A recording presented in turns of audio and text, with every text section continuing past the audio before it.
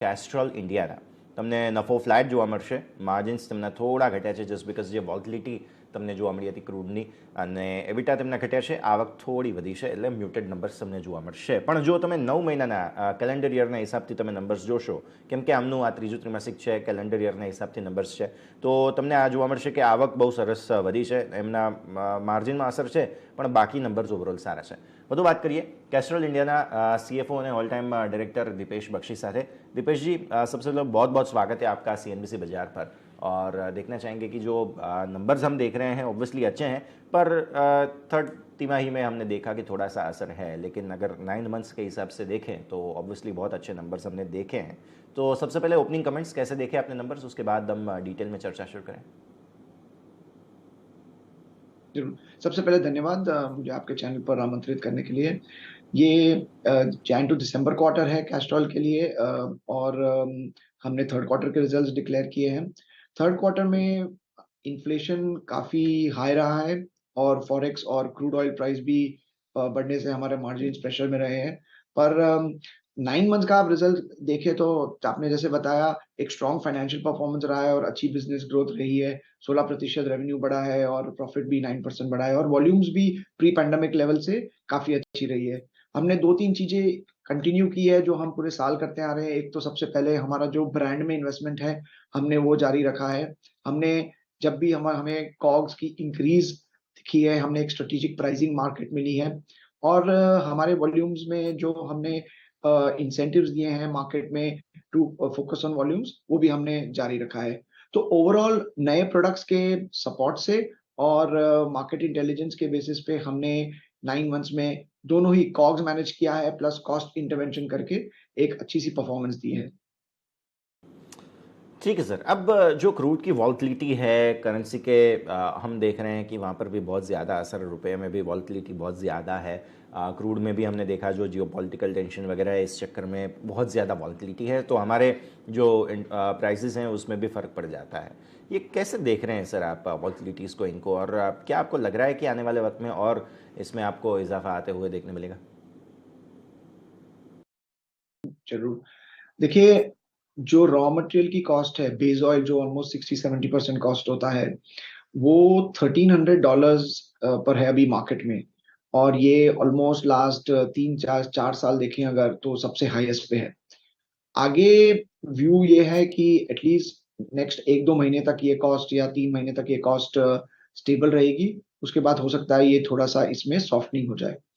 Forex तो कहना बहुत मुश्किल है, बट हमारा ऐसा मानना है कि it will be range bound between 81 and 83। तो ये एक एक्सटर्नल एनवायरनमेंट है, और इसको मद्देनजर रखते हुए हमने जो हमारे इंटरनली मैनेजमेंट में जो इनिशिएटिव्स लिए हैं, हम उसको जारी रखेंगे। हम प्राइस पर फोकस करेंगे, हम हमारे प्रोडक्ट्स पर फोकस करेंगे और नए प्रोडक्ट्स भी मार्केट में लाते रहेंगे। पर ओवरऑल आप देखा जाए तो एटलीस्ट नेक्स्ट 3 to 4 मंथ्स में मेरा ऐसा मानना है कि मार्जिन प्रेशर्स में रहेंगे।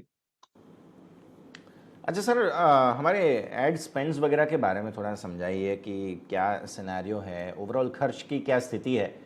सिर्फ एड स्पेंड्स नहीं, और भी बाकी जो खर्च हैं वो थोड़े से बढ़ रहे हैं, तो उसको कुछ कम करने की आपकी योजना है? देखिए, एडवर्टीजमेंट स्पेंड हम जब करते हैं तो हम हमारे ब्रांड को सपोर्ट में करते हैं, सो ऑब्वियसली वो एक लीवर रहता है। बट हम एक प्रीमियम ब्रांड है और हम चाहते हैं कि हमारे कस्टमर्स को जो पूरी वैल्यू है जो हम देना चाहते हैं वो मिले। सो बहुत दूसरे इनिशिएटिव्स भी है जो हम ले रहे हैं in terms of cost management.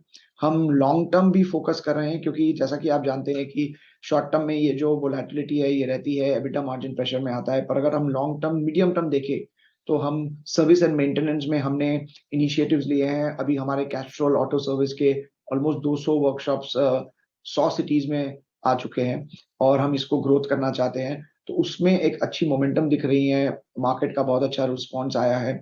हम जो स्मॉल बाइक वर्कशॉप होते हैं, जो एक्सप्रेस ऑयल चेंज, वो हमने जियोबीपी की वेब साइट्स पे भी लगाए हैं। ऑलमोस्ट 40 वर्कशॉप्स आए हैं।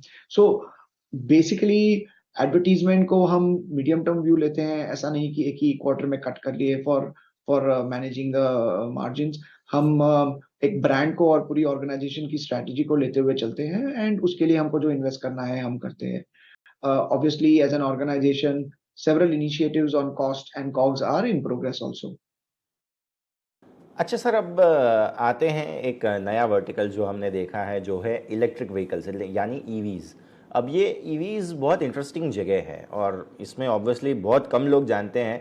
सबको लगता है कि सिर्फ इंजन ऑयल के लिए इंजन अगर हो तो ही ऑयल चाहिए, लेकिन ऑयल जो है वो ईवीज़ में भी चाहिए होते हैं। कूलेंट ऑयल वगैरह ये सब चीज़ें हैं, प्रोडक्ट्स, मतलब केमिकल्स का तो ज़रूरत होती ही है। ये जो नया सिनर्जी है उसे आप कैसे देख रहे हैं और ईवीज़ में क्या अपॉर्चुनिटीज़ आप एक्सप्लोर कर रहे हैं? ज़रूर। सबसे पहले मैं आपको जो हमारे ग्लोबल लेवल पे काम हो रहा है, मैं उसके बारे में बताना चाहूँगा। ग्लोबल लेवल पे हमने रिसेंटली एक global battery research and development centre launch किया है, जो हमारे ग्लोबल हेडक्वार्टर्स में है, पैंगगोन में। उसमें करीबन 500 करोड़ का इन्वेस्टमेंट हुआ है। और इस टेक्नोलॉजी सेंटर से हमें बेनिफिट ये होगा कि जो भी फ्यूचर बैटरी टेक्नोलॉजी है और एसोसिएटेड थर्मल मैनेजमेंट फ्लूइड्स है, उसके बारे में जो रिसर्च होगी, उससे इंडिया को बेनिफिट होगा और कैस्ट्रॉल इंडिया को भी बेनिफिट होगा। दूसरी बात ये है कि इंडिया में ऑलरेडी जो कार मैन्युफैक्चरर्स हैं, जो इलेक्ट्रिक व्हीकल्स प्रोड्यूस करते हैं, उसमें हम इलेक्ट्रिक फ्लूइड्स ऑलरेडी सप्लाई कर रहे हैं, जैसे कि टाटा मोटर्स, बीवाईडी और एमजी मोटर्स। उसमें ऑलमोस्ट हमारा 80% तक का मार्केट शेयर है। इसके अलावा एक जो ईवी की टेक्नोलॉजी है, जो सर्विस एंड मेंटेनेंस में यूज होती है, जो रिपेयर्स में यूज होती है, उसके लिए हम हमारे मैकेनिक भाई जो है, उनकी अपस्किलिंग कर रहे हैं।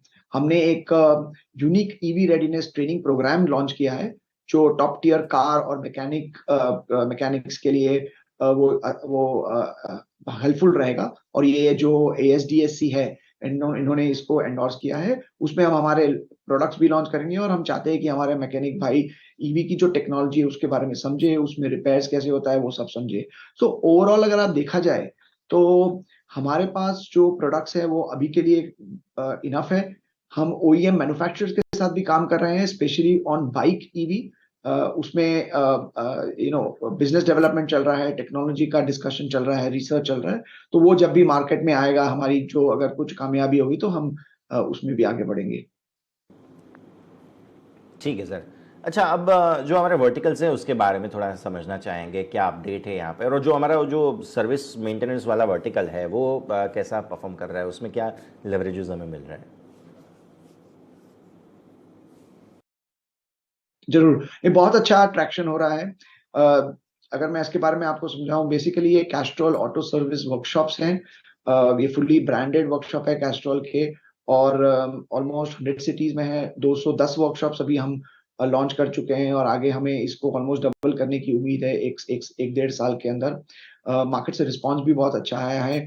इसमें हम हमारे जो ओनर्स हैं इन वर्कशॉप्स को, उनके मैकेनिक्स को हम ट्रेनिंग देते हैं, हम उनको एक अच्छा ऑफर देते हैं, उसमें कैस्ट्रॉल के ल्यूब्स भी सप्लाई होते हैं। तो ये एक हमारा एडजेसेंसी मूव है कि कैसे हम कैस्ट्रॉल को, जो कि प्रोडक्ट कंपनी है, उसे प्रोडक्ट और सर्विस कंपनी के नाम से जाना जाए। और इसके अलावा जैसे कि मैंने बताया, जियो वेबसाइट, जियो की जो रिटेल सेंटर्स है, उस पे भी हमने एक्सप्रेस वर्कशॉप्स लगाए हैं।